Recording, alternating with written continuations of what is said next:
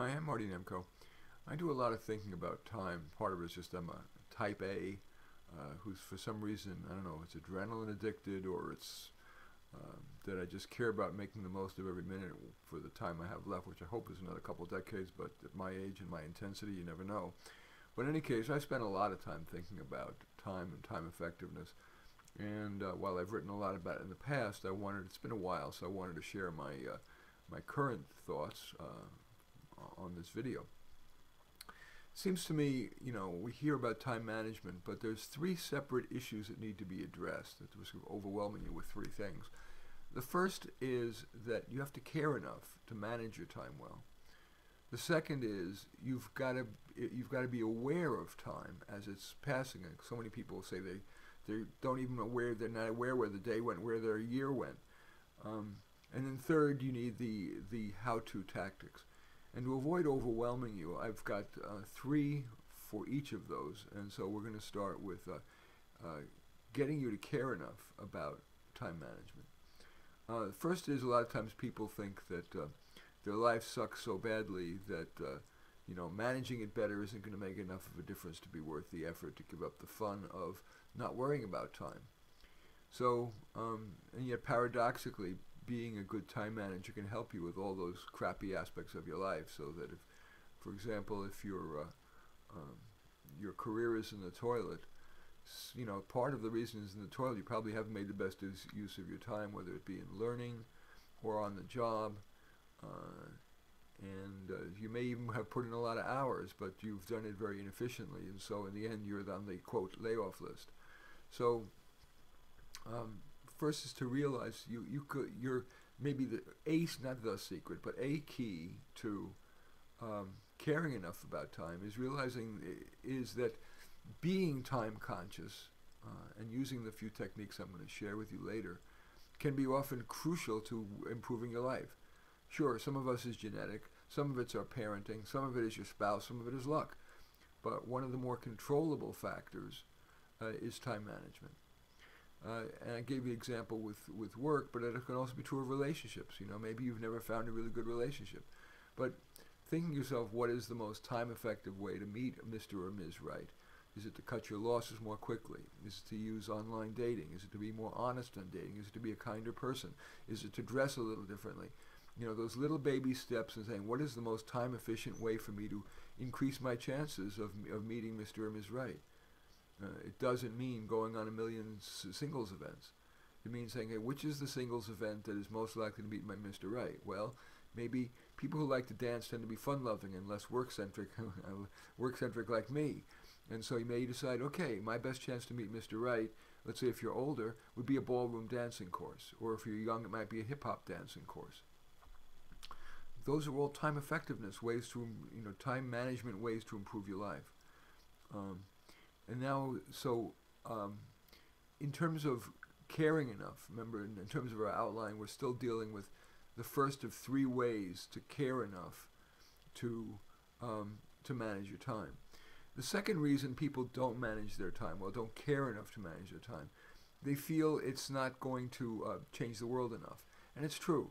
Even in many ways, as crazy as it sounds, the President of the United States, the most powerful person in the world, doesn't necessarily change that much because there are so many other factors that mitigate against his doing it. The media, most importantly, as opposed to the Democratic Party, is trying to stop him wherever possible. Our systems simply are built-in system of checks and balances. So even the President of the United States has, in the end, when we look back on his life 50 years from now, his impact will probably be relatively little. And if you look back to presidents, think about James Buchanan. How much has he really changed the world? How much even, more well-regarded presidents, and I'll pick somebody who's well-regarded both in left and right, and that's Woodrow Wilson, how much did he really change things? And those people are of the 1/zillionth of 1% of most influential people. You or I are going to have trivial effect. So, can you say, how can I care about managing time well if I'm not going to make that much difference? And here's the answer. While our contribution potential is limited, if life is to have any meaning, it really is defined by how much we make in our sphere of influence. It's Sunday morning, I'm here, and I'm making this video for you. I believe that even if only 100 or 200 people watch this video, that in my sphere of influence, I will have made a difference. And let's say you don't make video, and anybody can make a YouTube video. I just stuck my $50 webcam and $70 microphone, and I'm just talking to you. Nothing fancy. But let's say your influence is even smaller. Let's say you're not verbal enough to do something like this. So even if it's a matter of time effectively spending your time effectively with people, where it's going to make the biggest difference. In other words, I know, for example, not in other words, I happen to know a lot of people who spend a lot of time with people, for example, caring for their aging parent when there's very, very little they can do. Maybe they were absolving themselves of some guilt, but really, it's like when my mom was dying at the very end. She unfortunately lived to be 90. She lived in New York. I didn't stop working. I didn't even fly back there a lot. And you can call me cold if you're not, but I was thinking time effectiveness in terms of what's going to make the biggest difference. What I did is I spoke to her every day on the phone for about 10 minutes, and I would sing to her and play the piano for her. And I would ask about her, and I would listen. And those 10, and I made sure, by the way, she got the best 24/7 help possible that last year. I made that one-time effort. I felt that was time effective. So in every way, you can make a difference by focusing on time effectiveness in your sphere of influence, even if it's just some family member. And I think that's all. I don't need a third one. That's all I want to say about that first component, is caring enough to value time management. And now I want to turn to being aware of time. Many people want to use time efficiently, but they're just not aware of time.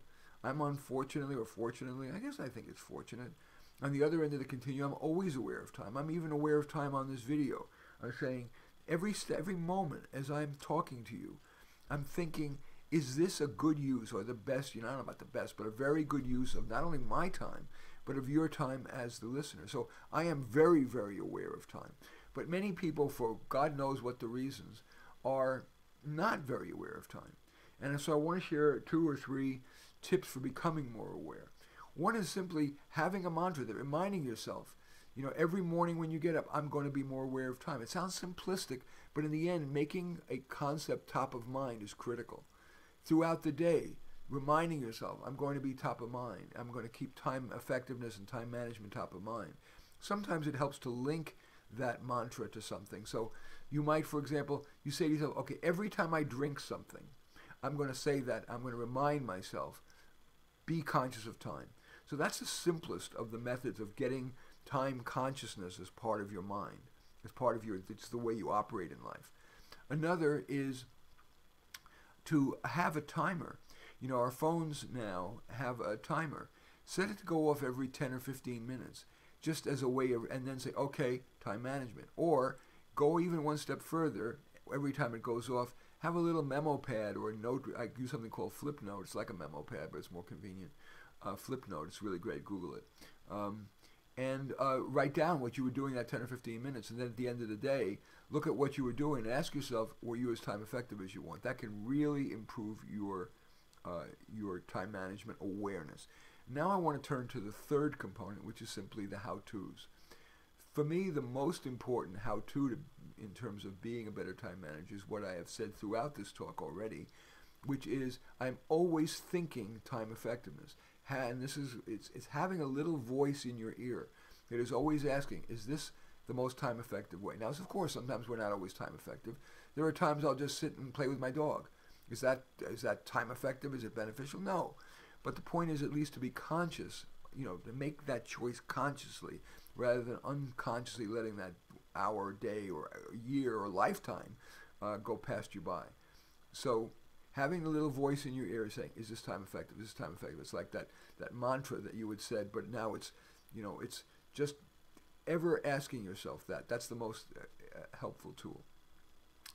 The second tool for being aware of how-to of managing your time better is sponge activities. Every one of us has times during our day when we are waiting, for example, in a doctor's office or sitting in traffic, where there is time where you're waiting for a meeting to start at work, or even, heaven forbid, people always criticize multitasking, but it's ridiculous to criticize that. I find that, for example, I take a daily hike with my dog where I take that flip note with me, and as I'm walking, I'm not only I take a hike that's vigorous so that I get my exercise. Um, I'm always thinking of, not always, part of the time I'm thinking about whatever thorny problem I have, my next client, my next video, my next article, whatever. And then my dog is getting his exercise, and of course has to go out to, to use the bathroom, so to speak. That's multitasking. And oh yeah, and I'm usually doing it on the way to Trader Joe's for shopping, and then I'm coming back with a nice heavy bag of groceries. So I'm really getting my exercise, and I'm doing 4 things at once. No one can say that's going to make me live shorter or be less effective or do a less good job at things. Multitasking, I think, as appropriate, is unduly criticized. So I was talking about sponge activities, and so looking for those opportunities to where there is time you've got to sponge it up can be another useful tool for being time effective. See, I had a note here. I think I remembered all this by heart, but not by heart, but just, oh yeah, gas pedal. One of the things that's very helpful to managing your time in terms of how-to is to think of the amount of effort you put in as a gas pedal. Sometimes you don't want to put your foot on the pedal at all. It could be on you. I don't want to use that metaphor, but when you're making no effort at all, but you could be just delegating it. Asking, should I be delegating this to somebody? But let's say you've got to do it yourself. Not every task has to be pedal to the metal. You're going to say, okay, I need to just do this quick and dirty. So you're going to have your foot on the gas, metaphorically, just a little bit. Sometimes you're going to have your foot down on the gas an average amount, your typical way of doing stuff. And sometimes something is really important to do really perfectly, and then you're going to go pedal to the metal and work as hard as you can. Notice I didn't say rush. I know that gas pedal metaphor is probably inapt. It's inapt because it implies speed. I'm not talking about speed. Rushing is not healthy. It leads you to ever-proneness. But in terms of the amount of effort, how perfectionistic you're going to be, I think it's really important to not just drive at one speed, so to speak, or go at one type, but really consciously, should I delegate this? And if I have to do it myself, should I do it very quick slipshod? Some things need to be done just slipshod, For example, vacuuming or cleaning the sink or whatever. There's no reason to be perfectionistic about that. Or meals. The difference between a quick and dirty healthy meal where you're microwaving some broccoli and putting a piece of chicken in the broiler and putting some curry powder or garlic powder on it or whatever, between that and some very time-consuming recipe, in terms of health and taste, the differences are small, but the time saving is enormous. So, being aware of that, maybe the gas pedal metaphor is wrong, but just how perfectionistic you're supposed to be conscious of that. And anyway, so now I don't want to be guilty of being time ineffective with myself, but especially for you who is watching this. So I don't want to say anything else. I'm going to just briefly summarize, which is, number one, before you can manage your time, you've got to care enough. And caring enough usually means, paradoxically, usually is helped by being time conscious and time effective in fixing the little aspects of your life so that you feel it matters that you're going to improve. And in terms of caring enough, the other angle is it going to make enough difference to people to justify not having fun? And you're not going to change the world, as I said, even the president, but you can change your sphere of influence by time effectively focusing who you're going to spend your time with and how you're going to spend the time, per that example with my mom, where I didn't fly 3,000 miles to see her all the time when she was failing at the very end. And I simply took the one-time effort to get great home care for her and then called her every day for 10 minutes. That was time effective, and I still feel I was a good son. Second component was awareness. Many people are simply not aware of time as it passes. So one of the best ways to do that is simply have a mantra, as I said, that you say off and on during the day. 2 is to set a timer on your phone or any kind of kitchen timer, whatever, to every go off 10, 15 minutes or 30 minutes, whatever you want, and then you remind yourself of your mantra about the importance of time effectiveness. And 3 is, if you really want to take it to the next step, log every time that timer goes off.